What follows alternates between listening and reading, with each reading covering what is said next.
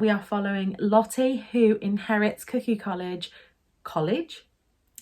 This new skirt is a vintage special. Hello, I'm Charlotte and this is Books and Bargains.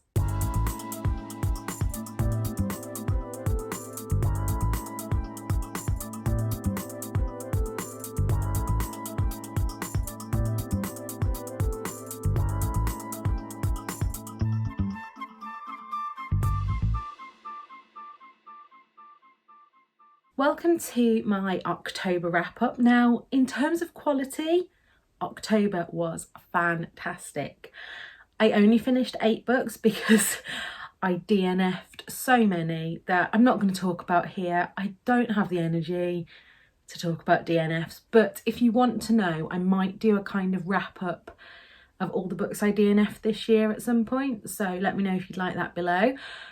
But for now, let's get into October. So on to the stats. So in October, like I said, I read 8 books and that worked out as 2,760 pages. This was 25% non-fiction and 75% fiction, which is about how it's going this year in total. And this was split up into 50% print, 25% digital and 25% audio, which again is about how my year's going. I do a lot of what I call reading with subtitles, whereby I read the book and listen to the audiobook either physically at the same time or switch between the two.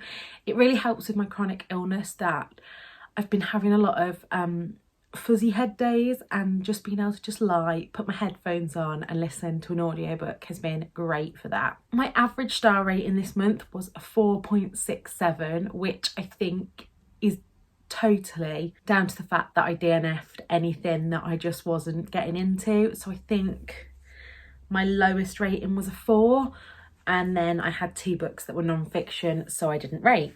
I've just looked down at my story graph and the link will be below to my story graph, but at this point in time I'm on 99 books this year and I wonder which one I'm going to finish as my 100th. Hopefully it'll be something good. So the first book that I read in October, and one that you may have already seen as I talked about it as one of my best books of my hiatus, I think, in my Welcome Back Q&A, and that's Janice Hallett's The Mysterious Case of the Alperton Angels, and this book was fantastic. I think Janice Hallett is an auto-buy author for me. I still have the Twyford Code to read, which I might get to in November, but I'm kind of on the Christmas hype train now, so maybe I'll get to that next year.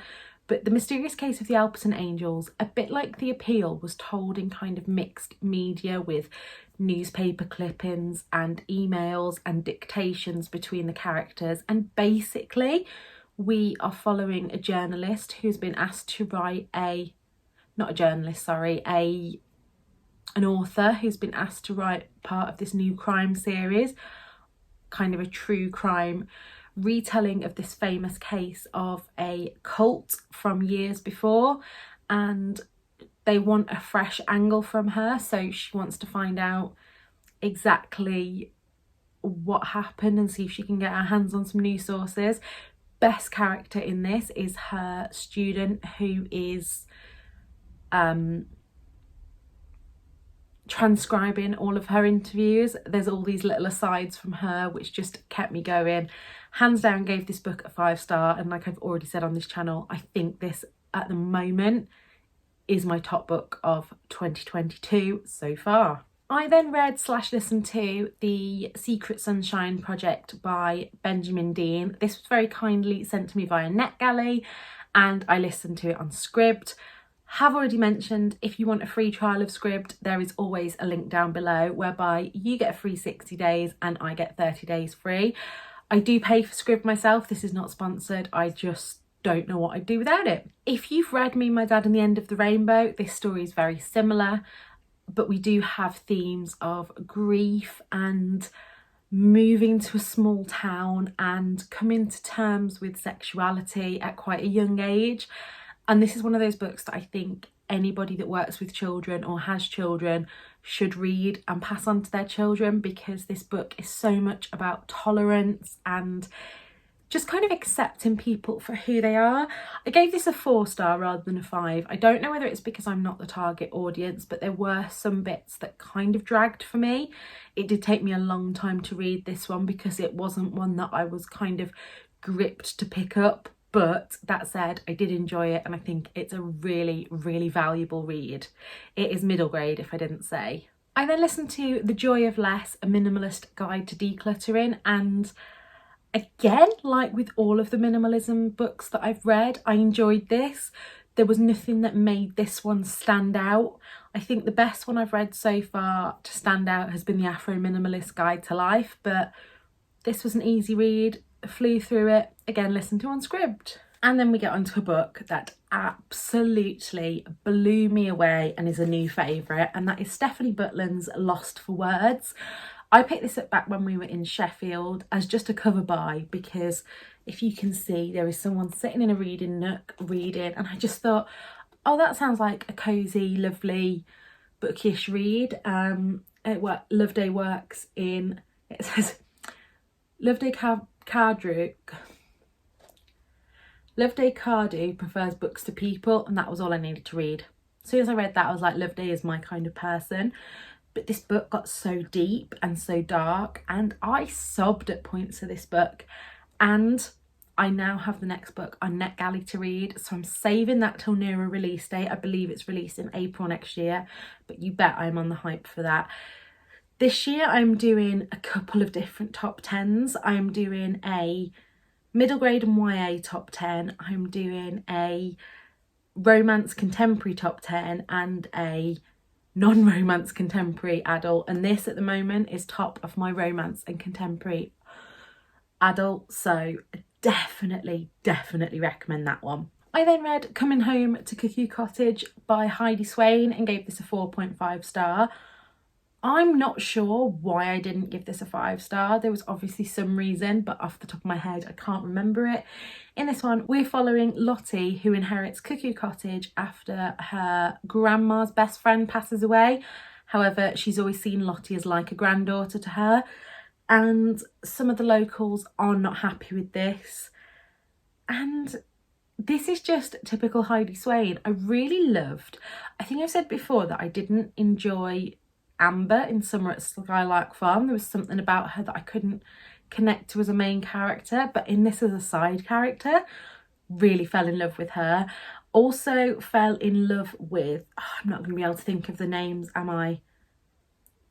I think it's Liam. Lottie becomes really close with one of the women and her young son, and I really want a Heidi Swain book from their point of view. I think that would be a really, really lovely love story, and I hope that's coming soon. But yeah, because it's really weird as well. I don't know whether it's because I read this in autumn and it's like the orangey colours, because this is mainly set in summer, but it gave me autumnal vibes. I don't know how to describe it, but really enjoyed that one. This is the 6th Heidi Swain that I've read this year, I think, and so I am well on track to have finished Heidi's backlist by the end of this year, and then I can just totally fangirl.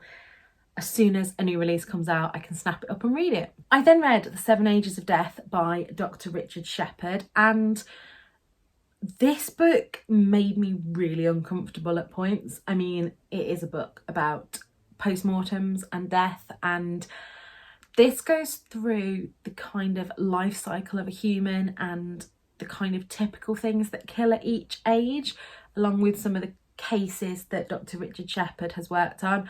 I enjoyed this more than his first book. His first book I really enjoyed, but found that there were long passages that dragged, whereas this one, each chapter was really well formed, and I really enjoyed that. There were a few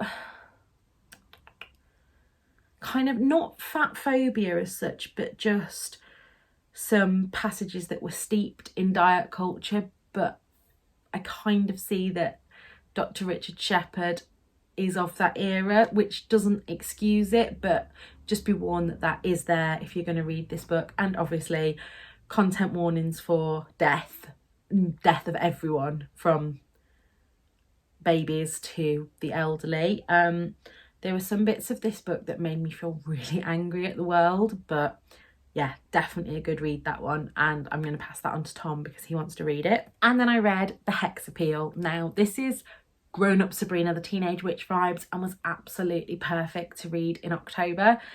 I gave this a 4.5 instead of a 5 for two reasons. One of these is that there was a storyline and trigger warnings for sexual assault, and I don't know if the author was a bit too tongue-in-cheek about it. I don't feel like that storyline was given the kind of respect that it deserved, and I felt like it was just there to kind of serve a later plot point. So I'm a bit on the fence about that. And there were Harry Potter references, and we all know that in a book that was released this year, just no need for it. But apart from that, it was a quite grumpy sunshine vibe. There were a lot of kind of pop culture references, but I really enjoyed it. And yeah, I don't know how else to explain other than I really loved this book, but I just wish those two things hadn't been there. So yeah, made me a little bit uncomfortable in them, but I don't want to kind of dumb down how much I enjoyed the rest. I have been trying to push this into everybody's hands, and I will definitely read. I think next year there's another one, a kind of companion novel to this, and I will 100% read it. And then last but by no means least was Pages & Co. Tilly and the Book Wanderers by Anna James. And I gave this a 5-star, new favourite. I even cracked the spine. Now, I am not normally a spine cracker, and I don't know what has happened to me. I have gone to the dark side. I have really enjoyed cracking spines. And this book is all about the magic of books and book wandering. Book wandering is a special talent where people can go inside books. People don't know how it happens, why it happens, but it's just beautiful. And this book really is a homage to the magic of books, I think. This is a whole series. I think there are 4 or 5 books. So I'm looking forward to getting on with that. So there you have it. They are the 8 books that I've read this month. Obviously, I only have 4 here. Let me know below if you have read any of these and if you have any recommendations based on any of these that I've read. Like I say, between these 4, I absolutely adored these books.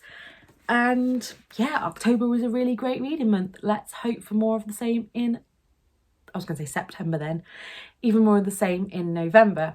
If you have enjoyed this video and you've made it to this point, please leave me a comment below. And if you can't think of a comment, leave me a book-based emoji.